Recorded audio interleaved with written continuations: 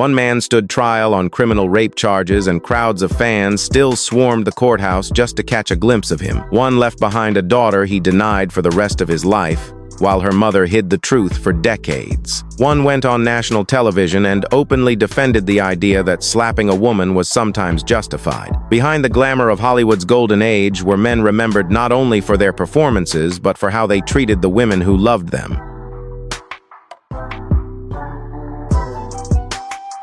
John Wayne.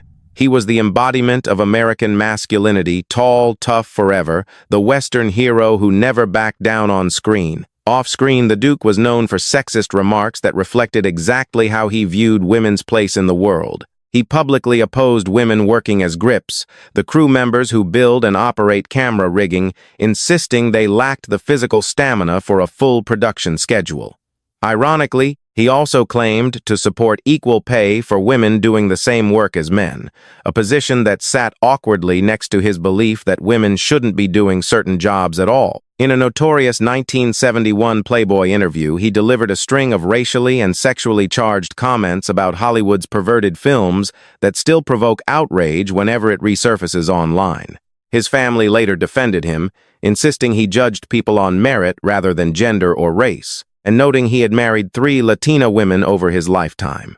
Either way, the interview remains a stubborn asterisk on the legacy of one of Hollywood's most bankable leading men. If Wayne's damage was mostly done with words, the next man on this list turned his private conduct into one of the most notorious criminal trials in Hollywood history.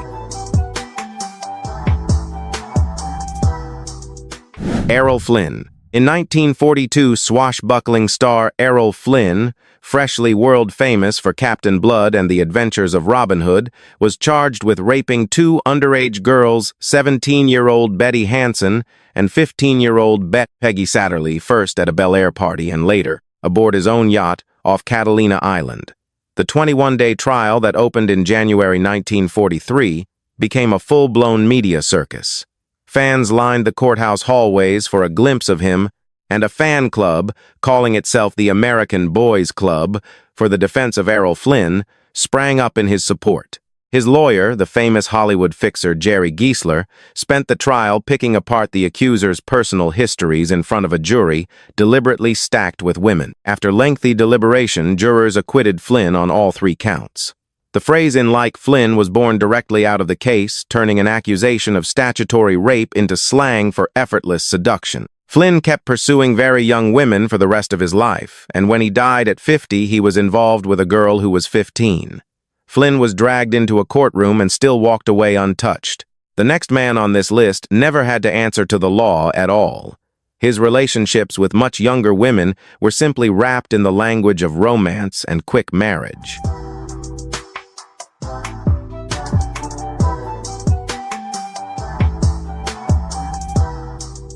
Frank Sinatra. He sat at the center of the Rat Pack, and his name became inseparable from headline-making romance. His first marriage collapsed after his affair with Ava Gardner became public in 1950, a scandal the entire country followed. The relationship that followed was defined by mutual jealousy and control, and by some accounts, Sinatra attempted suicide shortly after their 1953 divorce. Even after the split, he continued quietly managing Gardner's finances for decades afterward. In 1966, at 50, Sinatra married a rising 21-year-old actress, Mia Farrow, a nearly 30-year gap that dogged Farrow's early career with accusations that she was riding his fame rather than building her own. People close to Sinatra described him as intensely possessive, wanting a say not just in his partner's public image and career choices, but in who they'd been involved with before him. Sinatra ruled through jealousy and quiet control. The next man on this list controlled nothing quietly. He pursued teenage girls in plain sight, even well into his 50s.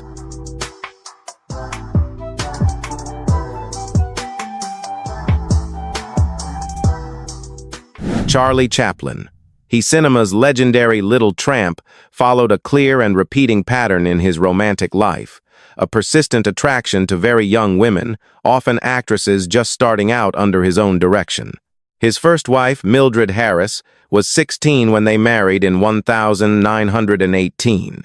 Chaplin was 29, and the marriage followed a pregnancy scare. His second wife, Lita Gray, was also 16. When they wed in 1924, the two had met when she was just 12 on the set of The Kid. That marriage ended in a bitter headline-grabbing divorce that froze Chaplin's assets. By his fourth marriage to Una O'Neill, daughter of Nobel Prize-winning playwright, Eugene O'Neill Una was 18 and Chaplin was 54, the same age as her own father. Eugene O'Neill was so furious he disowned his daughter permanently. At almost the same time, Chaplin was tangled up in a public paternity lawsuit filed by actress Joan Barry. Despite it all, the marriage to Una lasted the rest of his life and is widely described as genuinely happy. But the 35-year gap repeated across 4 marriages remains a point of controversy. Chaplin found stability by repeatedly marrying much younger women. The next man on this list never found stability at all, not with 3 wives and not with dozens of women in between.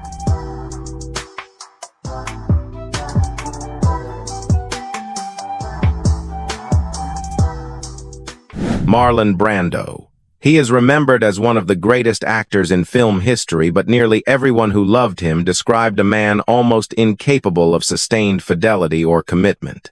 He married 3 times to Anna Kashfi, Movita Castaneda, and Tarita Terriipia, and all 3 ended in divorce, often amid explosive public fights. Running alongside those marriages was a decades-long relationship with actress Rita Moreno, who later called him the lust of her life, while also describing years of infidelity, including affairs that continued while Brando was married to other women. Brando fathered at least 11 children with a range of partners, some outside marriage, including with a household employee. His son Christian later grew up in what has been described as a chaotic home, echoing the volatile childhood Brando himself endured under an alcoholic father. Friends and former partners consistently described him the same way: magnetic one moment, cold the next, endlessly chasing intimacy, only to sabotage it the instant he got close.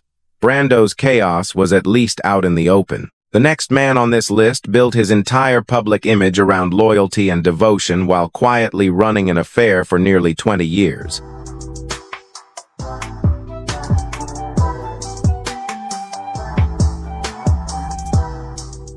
Clark Gable.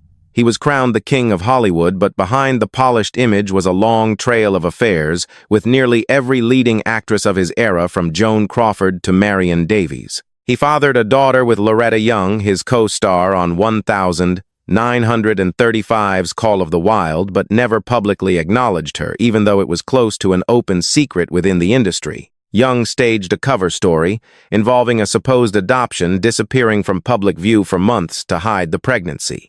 And the full truth only came out after her death. Some later accounts of the encounter behind that pregnancy describe it as far from consensual. Even during his marriage to Carole Lombard, later killed in a plane crash, and still remembered as one of old Hollywood's great love stories, Gable was carrying on an affair with Lana Turner. Earlier in his career, his rise had been financed by a string of older, wealthier women who paid to fix his teeth and opened industry doors for him, only to be cheated on in return. MGM's publicity machine worked overtime, quietly scrubbing away the affairs and turning a serial philanderer into the studio's flawless picture of American manhood. Gable hid a daughter from the world for decades. The next man on this list hid nothing quite so permanent, but he did keep his real partner a secret for 25 years while another woman waited at home.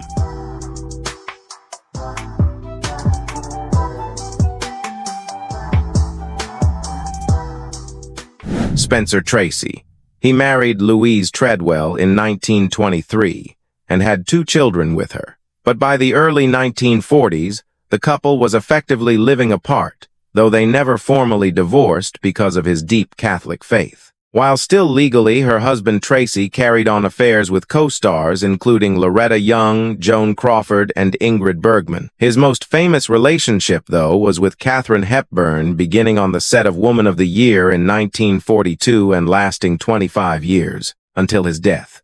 It was Hollywood's best-known open secret, one insiders understood while the wider public was kept in the dark. The two made 9 films together, yet didn't share a home until the final 5 years of Tracy's life. Hepburn admitted she loved him deeply but couldn't live with him, and he wouldn't live with Louise, and several biographies describe Tracy physically abusing her more than once. Through it all, Louise remained his legal wife, never freed from a marriage that existed only on paper, while Tracy battled severe alcoholism and a lifelong guilt, convinced his own sins were responsible for his firstborn son's deafness. Tracy quietly abandoned one family to sustain another relationship in the shadows for a quarter of a century. The next man on this list didn't just abandon one marriage, he cycled through 8 of them.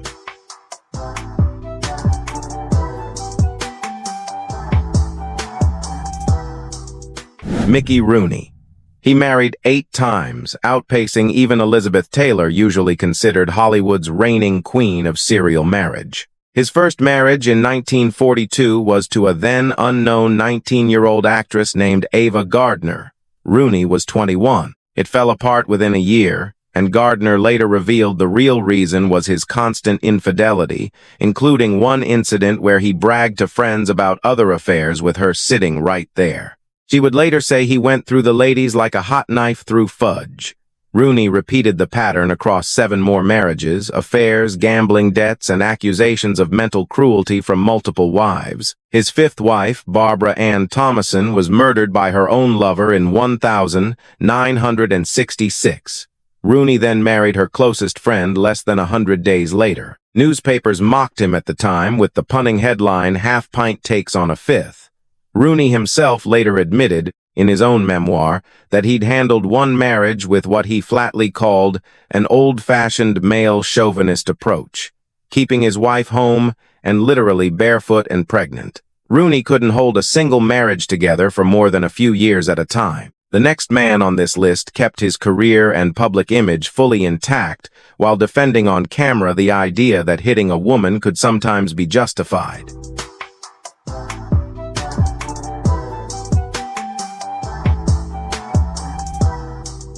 Sean Connery.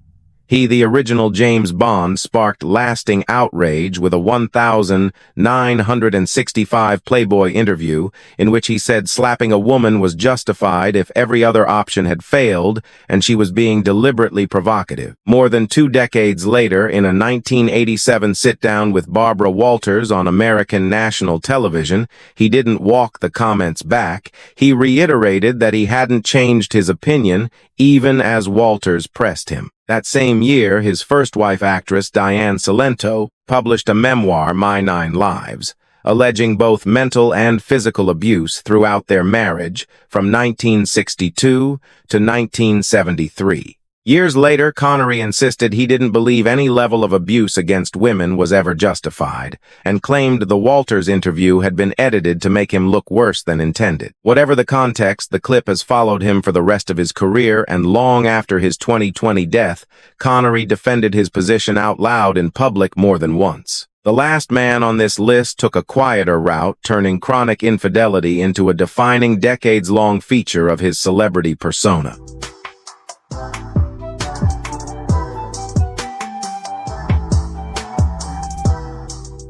Jack Nicholson. He married only once to actress Sandra Knight from 1962 to 1968 and had a daughter with her. He never remarried but went on to have 6 children total with 5 different women. His most famous relationship was with actress Angelica Houston beginning in 1973 and lasting 17 years. In her memoir, Houston wrote that she didn't fully recognize him as a world-class philanderer until well into the relationship. He kept multiple affairs running in parallel, including one with singer Michelle Phillips in the earliest days of their courtship, and another with model Winnie Holman, who gave birth to his daughter in 1982. The relationship with Houston ended in 1990 when she learned he was expecting a child with yet another woman, Rebecca Broussard, a betrayal that, by Houston's own account, led her to physically attack him hard enough to leave. Breeze. Nicholson's tangled love life became a permanent tabloid fixture for decades, cementing his reputation as Hollywood's incorrigible ladies' man, a label he never seriously disputed once, simply calling himself a scamp who liked himself just fine. The silver screen could hide a great deal for a very long time, but history, sooner or later, always finds a way to tell the fuller story. Thanks for watching. Don't forget to like, comment, subscribe, and hit the bell for more untold stories.